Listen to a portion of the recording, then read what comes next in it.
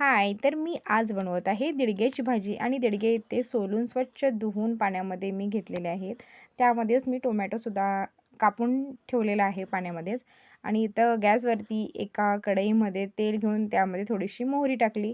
मोहरी तडतडल्यानंतर इथं मी कांदा टाकून घेतला आणि त्यानंतर कांदा असा छान परतत राहायचा आहे आपल्याला लालसर होईपर्यंत.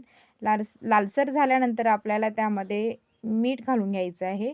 मीठ घातल्यानंतर मी थोडंसं त्याला परतवून घेतलं आणि त्यामध्ये मी नंतर म्हणजे आपल्याला जे मसाले ॲड करायचे आहेत ते आपण करू शकता जसं आपल्याला आवडेल तसं.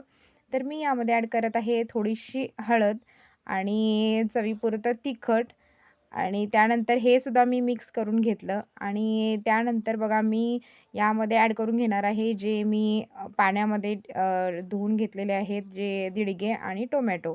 हे सगळं छान मी यामध्ये घालून घेतले आणि त्यानंतर मी बारीक अशी छान चिरून हिरवीगार घेतलेली कोथिंबीर तीसुद्धा ॲड केली. म्हणजेच ह्यामध्येच मी हे मिक्स केलं कारण त्याचा फ्लेवर छान उतरेल आणि छान टेस्टी होईल भाजी. बघा भाजी मी इथं परतत असतानाच किती छान दिसते, कलरफुल भाजी दिसते.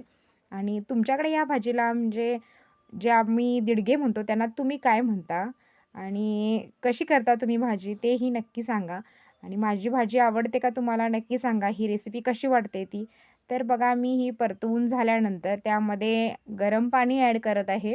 म्हणजे आपल्याला भाजी शिजण्यासाठी जेवढं हवं आहे तेवढं आपण त्यामध्ये पाणी टाकून घ्यायचं आणि 10-15 मिनिटासाठी आपण ते ठेवायचं.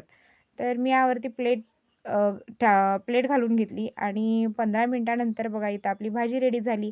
तर तांदळाच्या भाकरीसोबत मी ही भाजी खाण्यासाठी घेतली. बाकी रेसिपी तुम्हाला कशी वाटली त्यासाठी नक्की एक लाईक जरूर करा, कमेंट करा आणि चॅनलला सबस्क्राईब करा आणि अशा छान-छान व्हिडिओज, छान-छान रेसिपीज जर तुम्हाला बघायच्या असतील तर नक्की कमेंट करा. भेटू नेक्स्ट व्लॉग.